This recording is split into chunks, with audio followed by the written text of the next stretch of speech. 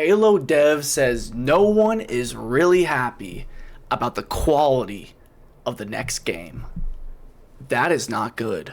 That is not good at all. This is Luke Reacts. This is Luke Steffens live. We're going to check out this video real quick because I am a huge Halo fan, and I am very optimistic about the future because I am forcing myself to be because I love Halo so much. Shout out to John Halo, not the Paramount shit. Halo Studios was hit by Microsoft and Xbox layoffs too, and Dev says nobody, quote, is really happy about the quality of the next game.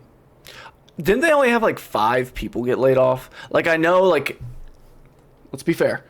With Microsoft, if any studio did not need any layoffs because they need to have as many people working on the game as possible so it's successful, it's fucking Halo Studios. I almost said 343. Halo they need to nail the next iteration of Halo. 100%. There cannot be a drip of failure. But there is this concept of, addition by subtraction. Great. This, comes after the news from last week where they let Microsoft let go of 9,000 people. Ooh. A good chunk of people at Microsoft's subsidiary Xbox also lost their jobs as part of this. But this news comes from an Engadget report. As you can see here, even before the layoffs, there was tension. Quote, I'm personally super pissed. Wait, is this from someone that was laid off? Because that is a very biased perspective. 100%. But it also could be authentic because obviously a lot of people, the most truthful people I've known in my life are people that are drunk and people that are mad.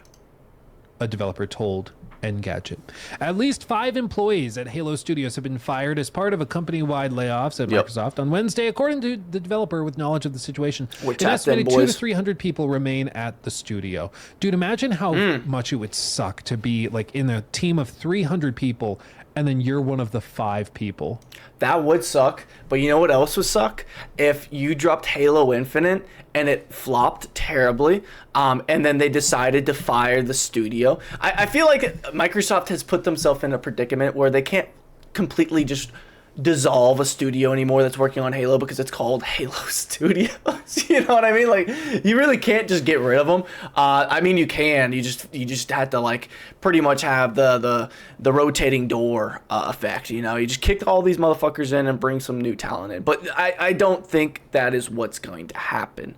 Microsoft has stuck with 343 and now Halo Studios for a very long time. Obviously, it's not the same studio anymore because they have fired a lot of people and a lot of new people are working there, but still, I don't think they're gonna axe Halo Studios completely ever. Maybe like you're one of 5 people that were just selected out of the eethur to be sacrificed at the altar of Satya Nadella. It's crazy. Employees across Microsoft's Xbox division received an email from Phil Spencer Wednesday morning addressing organizational shifts, which just means we're firing a lot of you. Getting the team over the coming days. Halo Studio employees were laid off, received an additional invite to a meeting with the organization leaders, and 2 very long hours later, the team's call began. Amid discussions, what's funny, it's 2 hours later, the Zoom call or the Teams call began. If it was a Zoom call, it would have been immediate. The Teams call was just so buggy and broken. They couldn't get into the... We're not talking about Bungie. The call. Amid discussions of severance packages, the reasons provided for the firings aligned with Spencer's memo to, quote, increase agility and effectiveness. Just corporate jargon for we just need to fire people because we got to free up some money. This is pretty normal. I'm personally super pissed that Phil's email to us. I think it's also a good look when if you're doing mass layoffs that an individual company doesn't, like, they're like not scathed. You know what I mean? Like, because they have a lot of controversy behind them already. So it's like one of the biggest mishandlings of IP. Are you going to not fire people from that, but you're gonna fire people all over? You know what I mean? It's a good look in some people's perspectives. Bragged about how this was the most profitable year ever for Xbox in the same breath as pulling the lever on the layoffs, the developer told Engadget. I wasn't sure what part of that was supposed to be proud about. It's the difference between somebody that sits in like the corporate office versus the developers that are getting fired. The corporate office is like, yeah, best year ever. let's trim the fat more and make it an even better year so we get our bonuses. And then people getting fired, obviously, are not privy to that. It's the people that are also corporate are like, yeah, we can replace like half of these guys with AI next year anyways, even though like Microsoft's AI is not that great. I know I've talked about, like, I had this video where I think was a really good quality rant video. It's an hour long and I'm talking about Xbox as a whole. Go check that out after this. But I talk about the concept of a lot of these companies that are really, really big, pretty much trying to cut as much as possible, invest as much they can into pursuing AI, because I feel like, god damn, whoever has the greatest AI in 10 years or whatever it might be could possibly rule the world.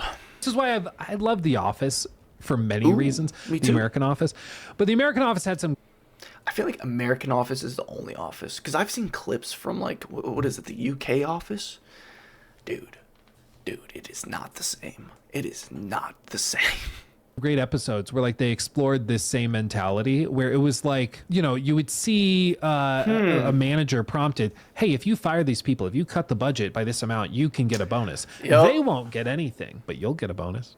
Bro, it's such a good episode too, where Michael's like pretty much debating, you know, having like an ethical dilemma in his head. I love that episode. I love The Office in general. I mean, when they brought in what was it, not Jim Carrey, what's his name, big old dude, looks like my dad, big old, what's his name, big old doofus, I fucking can't remember him. Shit. And so then the manager is incentivized to go and be cutthroat and kind of screw over the employees so that they can benefit more directly from the downsizing. It's a fantastic show for many, many reasons. You should watch it if you somehow have not watched it in the last 20 years. So they continue. What is on Peacock now? I feel bad for everybody that didn't get to watch it on Netflix, because I feel like everyone's got Netflix, you know what I mean? Continue on. They're working on multiple games, of course, including the next mainline Halo installment. And it's the steward of Halo Infinite, which is quietly spinning down its content cadence. It had a content cadence? I didn't even know that. I thought that they had an update. They had Hayabusa, and I actually tweeted one time, if they brought Hayabusa back, I would go back and play Halo Infinite. But I actually did not know about the whole Hayabusa thing until the whole event was over. And I think before that was the obviously the gay pride week, and then they had the disabled gay pride week or month, sorry, which a lot of people didn't like that, because it's like, how many brownie points do you fucking need type shit, you know? It's news to me. The mood at the studio is tense, especially when it comes to one project that was recently in crisis, according to the developer. Quote, I don't think anybody is really happy about the quality of the product right now. I mean, it's not great when the team making a product says no one here is happy with it. Yeah, it's a terrible sign. Terrible. Give us money, please. And to be fair, like, there's a lot of projects right now that are rumored with Halo. Obviously, there was a BR back in the day that's a real thing that got pretty much vaulted during Halo Infinite's life cycle, which I think is a dumb idea. Like, but there's rumored to be re-emerging possibly later on. Obviously, the CE remake that's rumored to be on PlayStation as well. A sequel to Halo Infinite is rumored as well. There's quite a few different Halo projects that have been rumored out there, so I don't know exactly which one they are referring to. I could see that, you know, out of all of them, I think that Halo Infinite, the sequel to that game, would be the hardest to make, just because you need to construct a very good story for that. Obviously, a BR, you don't need a really great story for that. Just look at Helldivers, honestly, and you could pull something off pretty well. I know Helldivers isn't a BR, but you know what I'm saying. And then besides that, you know, you have CE, which the story's already written, so pretty much you just need to make it fit modern day gaming. And that does not mean a fucking battle pass, but it probably will come with one, right? But, you know, make everything as, you know, cutting edge with the graphics as possible. Add a little bit here and there where you can, and try to hit that OG vibe, which maybe that's difficult, because I remember when they had the anniversary edition and they added the little overlay and made it look a little bit nicer. A lot of the tones and themes that Halo embraced in the original CE, I don't know why, but it was lighting or art direction with the anniversary version. It just did not feel like CE, even though it did look better and the fidelity was better and the graphics were better overall. It just did not hit the same tone, especially in the campaign. So maybe that's an issue, but I don't think it would be, right? Because you already have that as an example to look to at what not to do. So specifically figuring out how to make it work would seem easier with examples of what not to do.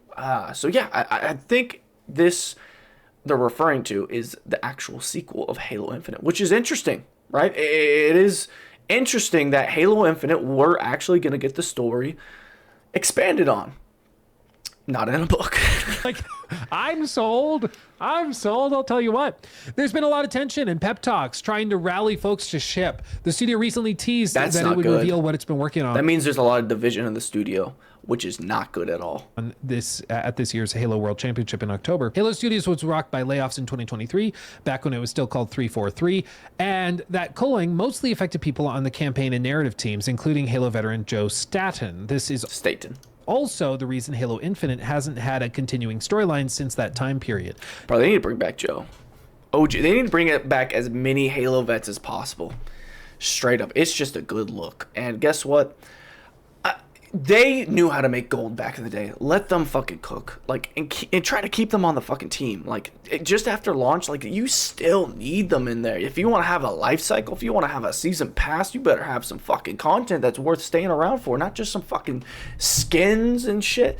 You know what I mean? You need to fucking kill it. It's not like Marvel Rivals where you have all these iconic skins that you can pull from. And I think, low-key, when it comes to Halo, the overall amount of skins, like when you went from Halo 4 and Halo 5, the added amount of armor that looks just dystopian, that just doesn't fit the vibe at all. It's kind of a similar issue that Call of Duty has nowadays, because when I pop on Call of Duty and want to play a game or hop into the BR or whatever it might be, I'm seeing all these fucking skins and I'm like, God damn it, if I want to play Fortnite, I'm gonna go play fucking Fortnite. I don't want to play Fortnite in fucking Call of Duty. It's kind of a similar concept, you know? Today, Halo Studios employs a blend of full-time employees and contractors, with junior producers and quality assurance roles generally contracted out. And this is crucial to understand. Yep. The way Microsoft works as a corporation is that they use a lot of contracted work. So much contracting work that there's some people like me, and I'm like, how much do these people actually create the game? Do these people even know how to code? Like, what is their day-to-day, daily tasks? Like, this is like alarming, and Microsoft notoriously has been doing this for a very, very, very, very long time. But Microsoft is a software company, and Halo Studios, 343, they are a video game company. They are not the same. I know it might shock you, but they are not the same. So bringing subs that, and also, remind you, subs in this format can only work on a project for so fucking long. It's kind of like seasonal, you know, so they can't just stay there the whole time. Like, for instance, with construction, I've worked construction a lot. I dealt with it a lot. Subs are amazing, and we use the same subs all the time, or we used to, back in the day when I worked in construction. But, you know, they would be familiar with our system and our process. They would come in and do a certain job that was very specific to their trade, and they would pop out, and they would do that for all the jobs that were, you know, in that stage of process. How many video games are you pumping out every single year? Not many. So when your production, overall production, the product you are pushing out, not the amount of copies, but the actual copy itself, is only one, this whole business model is skewed. And this is why using a bunch of subs to develop a video game is not ideal. It's just not. Because, and also, combined with that, Halo Infinite had its own engine. What was it called? The slip space engine or something like that. And this is what they blame the whole production and the difficulty on, is because the subs they were hiring to make their game could only be there for so long. So it took like 6 months for these guys to even learn the system, because the slip space engine itself is not something universally used by other companies. It is specific to this company. So they have to learn the system, and then once they learn it, they're about to leave. How fucking inefficient is that? My dad, as I've told you guys a bajillion times, has worked with Microsoft in varying capacities for decades. But one of the ways I had no idea. I've watched his stuff a lot. Contracted work. He does great stuff. He works at a separate company, and Microsoft hires them to come in and help finish this project that they're working on. Yeah, it's kind of yeah. like, I told you guys earlier in the stream, I'm having my deck rebuilt. So I went to a company that finished my basement as well, but they also go and they do finishes and finishing work on all sorts of different projects. So they will hire the team that goes, they supervise it, and they contract out the work as a general contractor through subcontractors. I wonder if you use an interior designer, because damn, his space looks fucking nice, bro. That is a nice setup. Like, I don't really fuck with toys and shit like that anymore, but this is such a clean setup, bro. And I think, like, low key, why I like physical media so much is the fact that I can put it on a shelf and look at it. It's kind of like the best thing, It's like, my friends will come over and we'll hang out. They're like, damn, your room's like fucking Blockbuster. This shit like GameStop, bro. I love that shit. But yeah, I've been trying to save up for a house. So I've been selling a lot of bullshit. So I don't have much bullshit anymore. Actually, I have a shit ton of bullshit, actually. I don't know how I have so much bullshit, but I don't. It's weird. Very normal for like construction and things, but it's also how Microsoft works, is that they'll hire these outside teams and groups of people to do QA, to do the animation work, to do this or to do that. It's a very common thing. However, it can lead to problems. Big time. Because video game development doesn't tend to work the same as like working on Windows security updates. I would imagine so too, like when you're coding and stuff like that. And if you do like specific coding for one reason because you're trying to be efficient, like imagine that guy leaving and then someone trying to figure out why he did what he did and not having the ability to work beside the person and have them teach them. I guess they probably have an efficient way of like staggering the subs so they work with each other so they can learn from the other subs. But at the end of the day, it's like, why don't they just do this shit in-house? You know what I mean? Or working on Windows 11 software that doesn't work. Bungie did it back in the day. Thing, but they're trying to treat it the same, and that's probably why they're running into some trouble. 343 Industries came under fire from fans for the launch state of Halo Infinite over the years. Several maximum 18 months. I mean, that's a pretty good amount of time, but still. Ex-employees have spoken out about the studio's reliance on contractors who typically work on the company, with the company for a maximum of 18 months.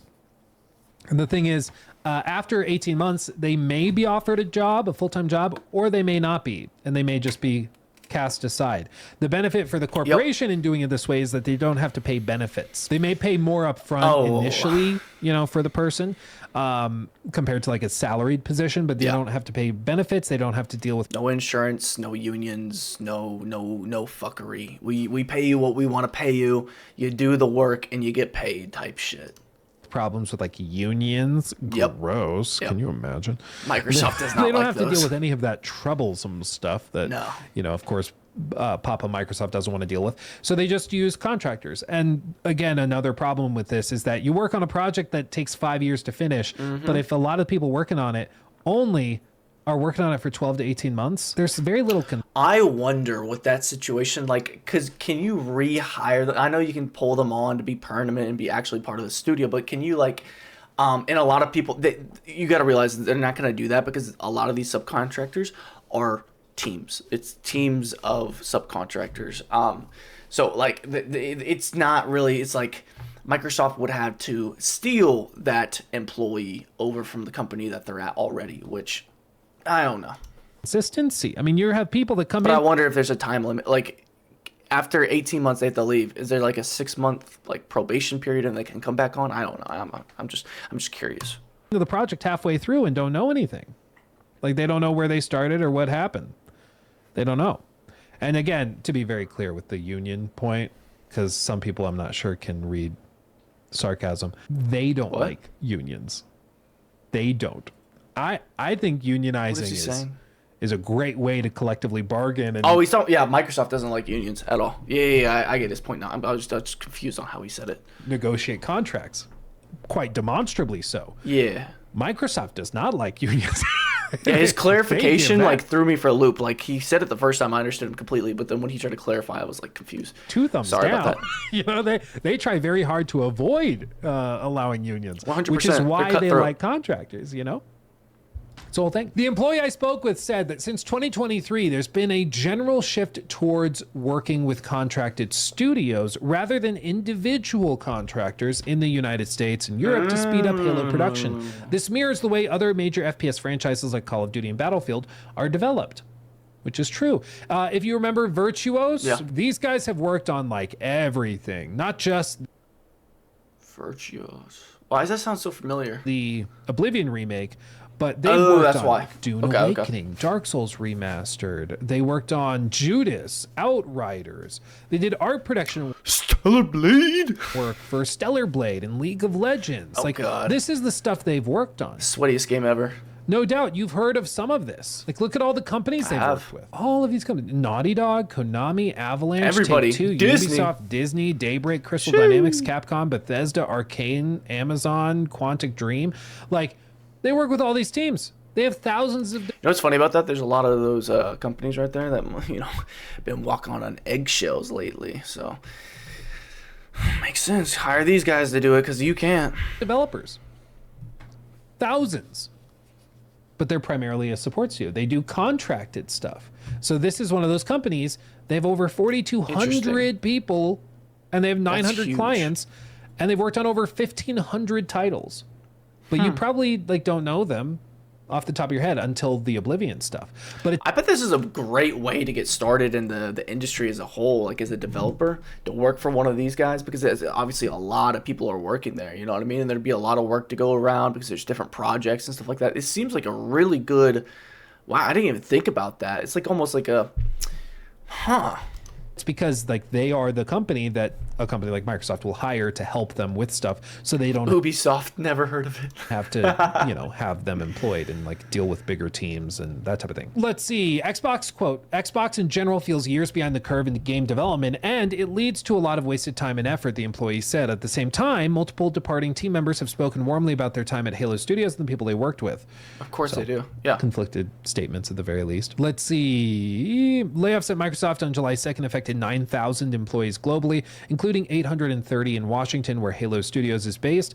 The Xbox division endured significant firings, game cancellations, and studio closures. Microsoft spokesperson said that the Xbox team did not absorb the majority of the layoffs, but given its relatively small size in the organization, that framing may not accurately reflect the impact, which is another important point. It's relative to the rest of Microsoft or Xbox is not that massive of a priority for them. No. But, that's why.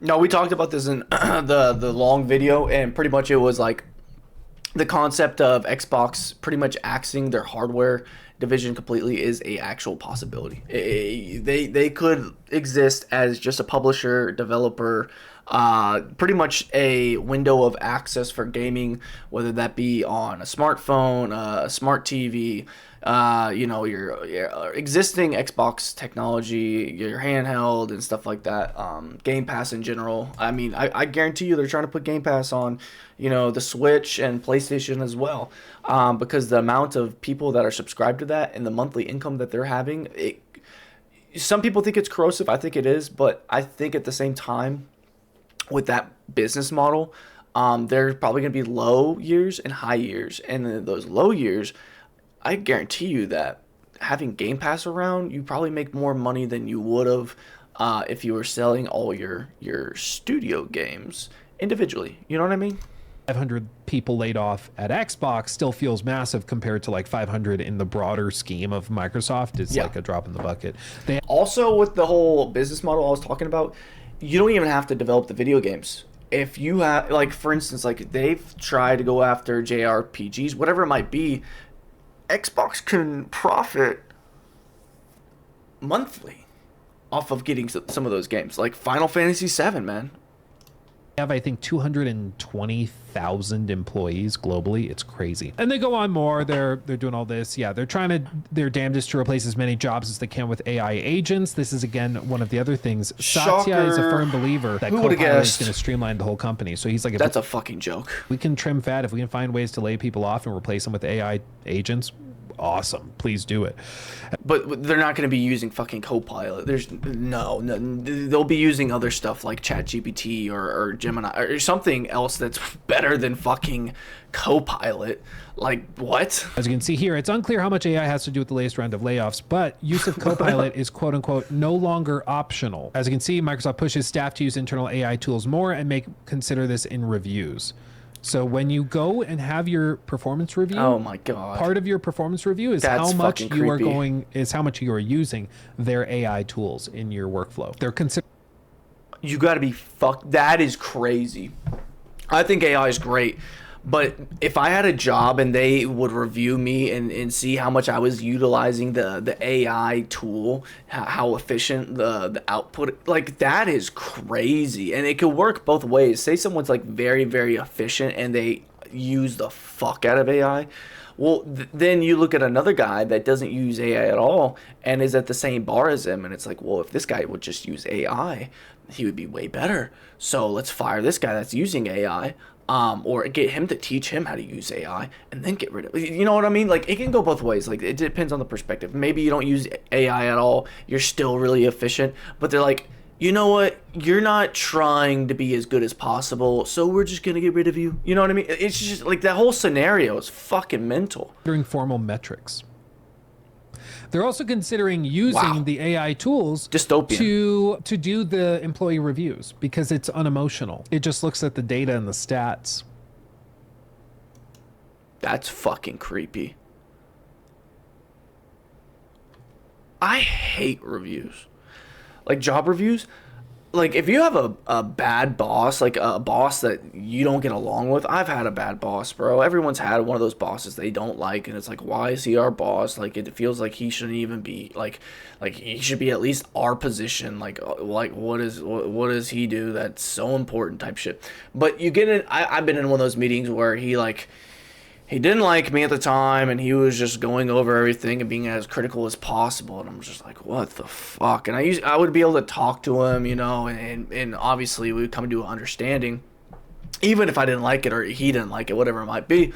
But imagine an AI that can't reason with you and can't understand the issues that might been present throughout the process, and it just, oh my fucking god, like it won't hear. Everything will be just bullshit excuses, you know, nothing that makes sense. It's like, oh, I don't understand, I can't drive a car, I don't understand, I can't type, I just type, I don't need hands type. You know, you just, what the fuck, you have an AI fucking review you? Does it sound dystopian yet? Yeah, bro. Copilot isn't even that good. Everyone Bro, this sounds like a Black Mirror episode. Like, oh my fuck. knows. I agree. Wow. Everyone agrees, except for Microsoft.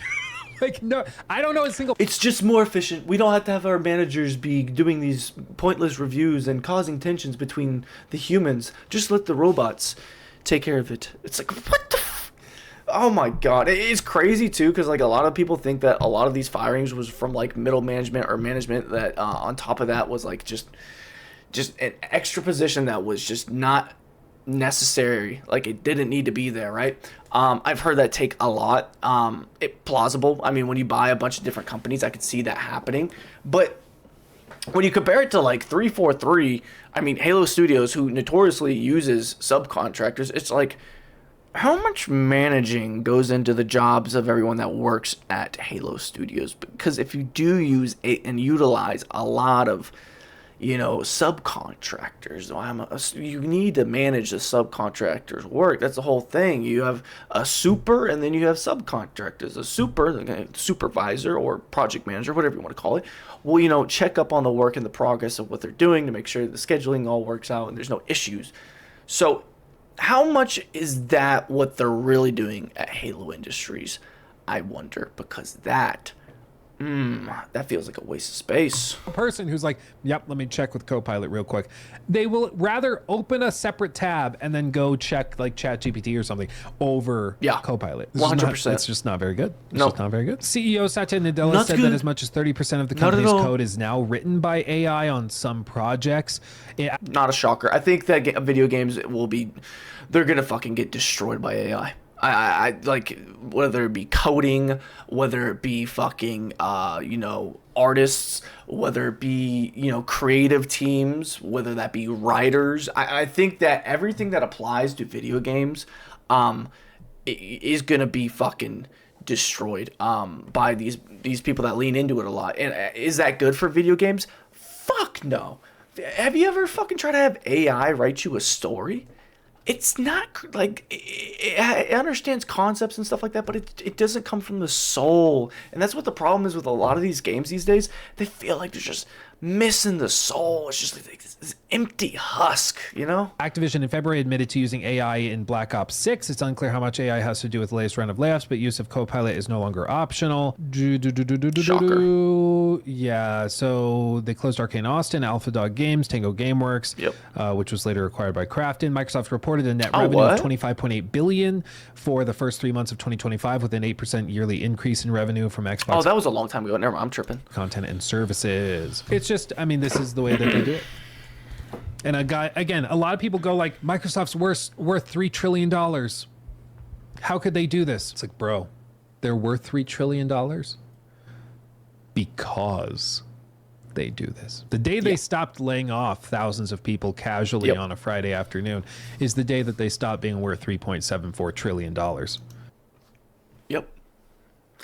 Pretty much. A lot of people want to talk about, and I know Steve Jobs isn't Microsoft, right? It's Bill Gates. But it's Steve Jobs, if you didn't know, was a fucking asshole, was ruthless, bro, ruthless, and would prioritize the things he needed to get done in the next 12 to 18 hours over everything. And that's what he fucking focused on. And he didn't give a fuck. He had the mentality of, you don't understand what you want until I tell you. That motherfucker was cutthroat and ruthless, smart as fuck, and very successful. And that's what these people do. They are fucking ruthless and cutthroat. Like,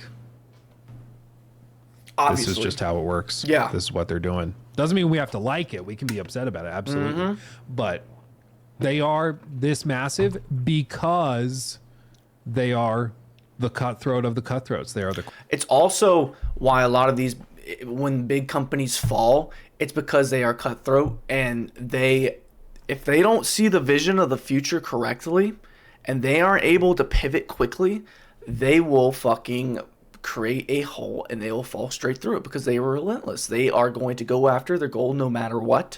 And if their goal is not correct, they are fucked. Corporate sharks of the corporate sharks. So we might be seeing some crazy shit in a couple of years, man. You know, they should do it again. Straight up. Oh, they will. Not Microsoft, but smaller they fish are not that are stopping. big. To be very, very clear. Yeah. No, so we'll see. We'll see. I think that the over-reliance on contracted labor is going to just continue to bite them in the butt. I don't think that that's a great way to build high-quality games. No. If you are sacrificing the core dev team in the process. Obviously, a lot of amazing studios use contracted work. We just saw an example of a team that works with many of them. But if you are laying off huge chunks, like literally decimating the core dev team, and you're like, we'll just fill it in with contracted work. Yep. I don't think that's a great way to build games. I don't think that's a great way to create a safe environment for developers to come and pour their hearts and souls into projects. I think that's a great way. I want to see this real quick. Sorry, I'm gonna use something that's superior than fucking Copilot real quick. I'm gonna use ChatGPT, and I'm gonna ask it a simple question, right? Okay. How many employees at the biggest population of employees that 343 has had? How many employees have they had? Like, what's the max number they had? Because obviously they're at like 200, 300 people now. I'm just curious how much, subcontracting has, cannibalized their company as a whole. It looks like, 500 to 750.